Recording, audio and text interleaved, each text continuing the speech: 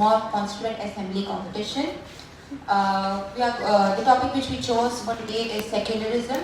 So everything that we are going to speak today is extracted from the original debating session that happened on 3rd December 1948 and 6th December 1948 on the discussion of Article 19. Now I would like to introduce each of the members. I am Loknath Mishra. I am Janani and I am doing the role of Katie Shah. I am Hexi Mukherjee. I am H.V. Kamath. I am Jawaharlal Nehru. I am Tajammul Hussain. I am Ghanshyam S. Gupta.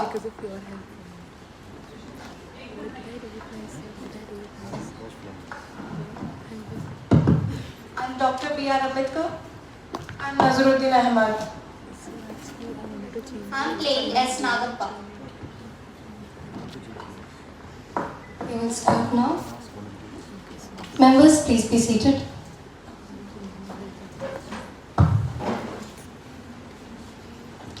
Honorable members of the Constituent Assembly, we have gathered this morning to discuss the propositions to Article 19. This was considered when the decision was made, and the motion before the House is that Article 19 form part of the Constitution. I shall go over the amendments one by one. Number 572, first alternative.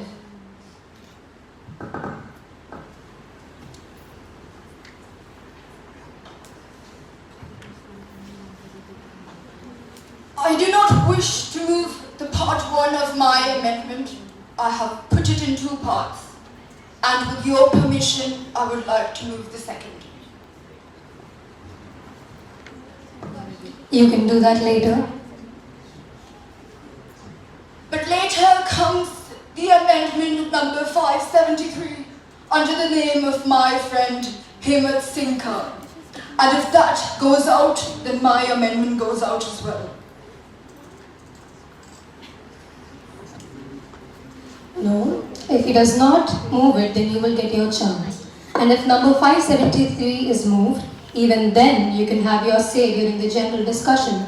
Numbers 573, 576, 577 and lastly 582 may be considered together. Of them, I take number 573 standing in the name of Mr. Hemant Singh. Is he in the House? Well, if he is not here, the next would be 572, second part.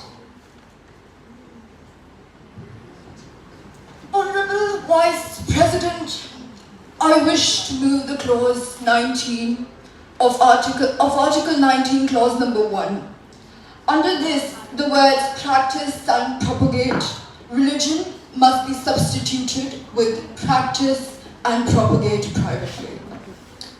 Under the same, all people have the right to freely progress and propagate their religion.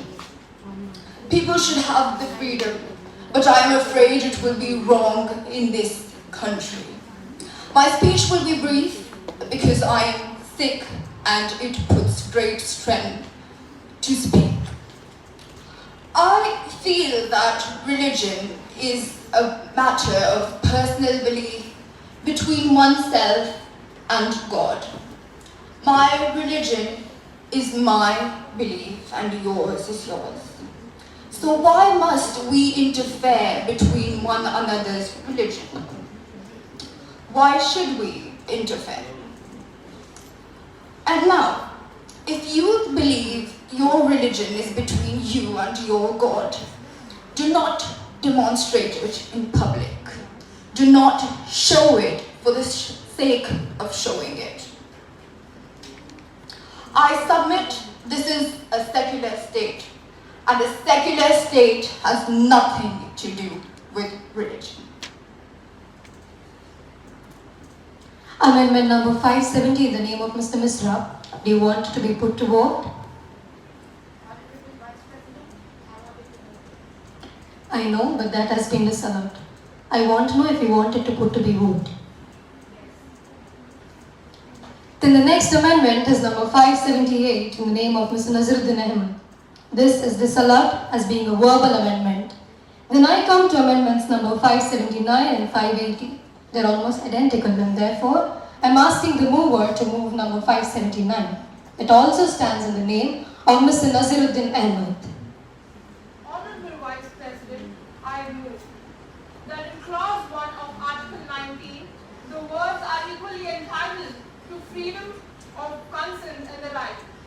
The words shall have the right to be substituted. It is almost a verbal amendment. Do you want me to put amendment number 580 to the vote? Yes, Vice President. Amendment numbers 579, 581, 582, second part, 587, 588 and 589 are of similar import and are to be considered together. Amendment number 581 is allowed to be moved.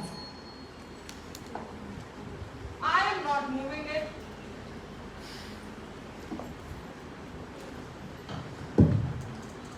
Honorable Vice President, I beg to move clause number 1 of 19 be deleted and following be inserted.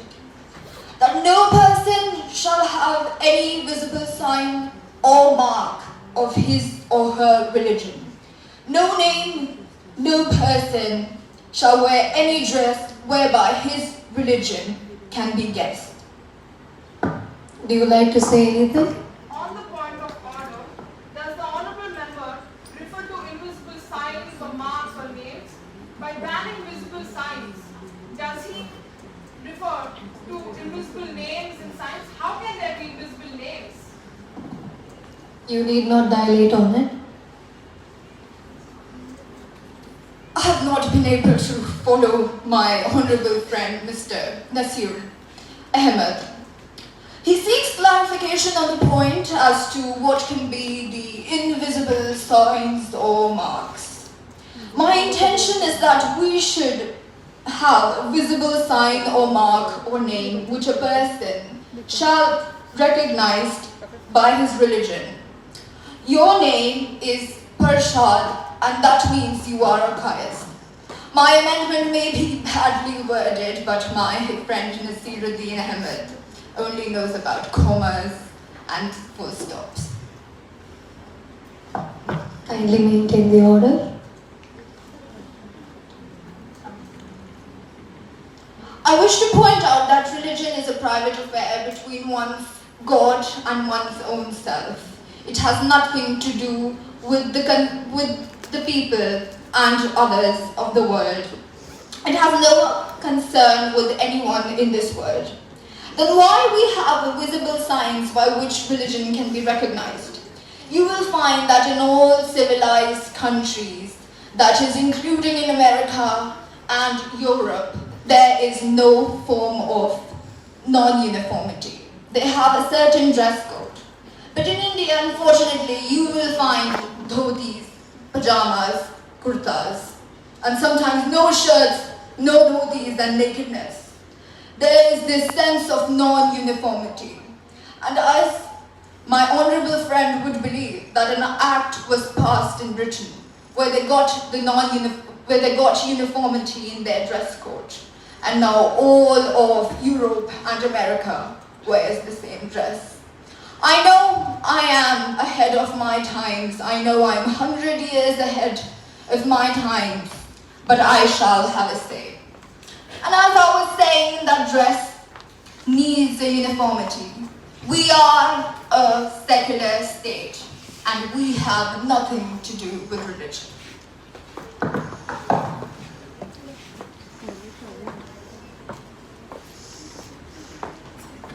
Does anyone have anything to say?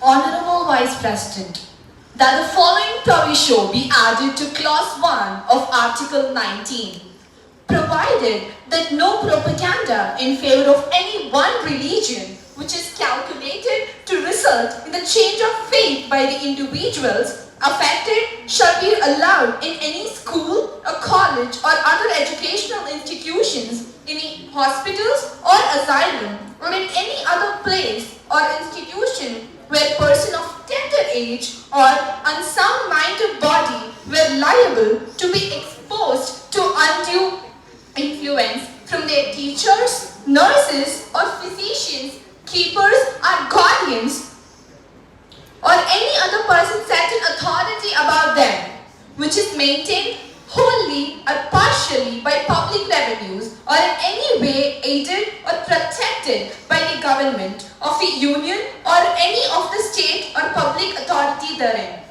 Sir, the main article gives the right of freedom of propaganda. I have no quarrel with the right that anybody professing any particular form of belief should be at liberty in the liberal state to place the benefit or the beauties of this particular form of worship. My only condition is that the freedom shouldn't be abused as it has been in the past. I have no quarrel at all to all with those who change their opinion after full and mature consideration of such material as may be available to them regarding the beliefs that they inherit from their parents. They may be permitted so far as that particular institution does not benefit in any form of public revenues. This is one reason. Then again, the preaching or propaganda which may be objected to it by or from people who are set in authority about the young, the helpless, the disabled, or in of unsound mind, that is as teacher or nurse or guardian, that is also very substantial limitation. With these three very substantial restrictions, I am sure nobody would quarrel or object my amendment. Professing no particular religion personally, I can give an assurance to the House that I am not actuated by any feeling of partiality for any one or opposition to another. I only wish that they may be left as a matter of purely personal concern.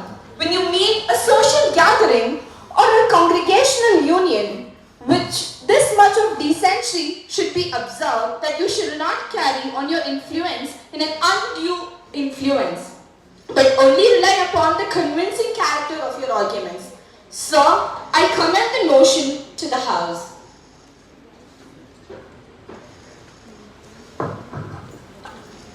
Sir, I know that in explanation to clause 1 of Article 19, for the word profession, the word practice be substituted. Article 19, sir, is very comprehensive. It says, all persons are equally entitled to freedom of conscience and the right freely to profess, practice and propagate religion. Now, as to freedom of conscience, it means that a man is free either to have a religion or no religion. If a man has a religion, then he is free to profess whatever religion and so on. Then professing a religion, he is free to practice the dictate of their religion. For instance, if Islam requires that there should be a namaz, a Muslim is free to practice it and also to propagate it. What I would humbly submit is this. The wearing of kirpan may be more appropriately be called the practice of religion than the profession of the Sikh religion. This is all I have to say. It seems that there is an amendment to this amendment. As I understand that this is not going to be moved, the next one that can be moved is only 591, standing in the name of Sri Lokant Mishra. Mr. Vice President, if you will permit me to speak on the general discussion of the article as a whole, I will not move this amendment as well. How can I promise that? I have a timetable to observe. Whether you get a chance or not will depend on the shape the debate takes. You are at liberty to move this amendment.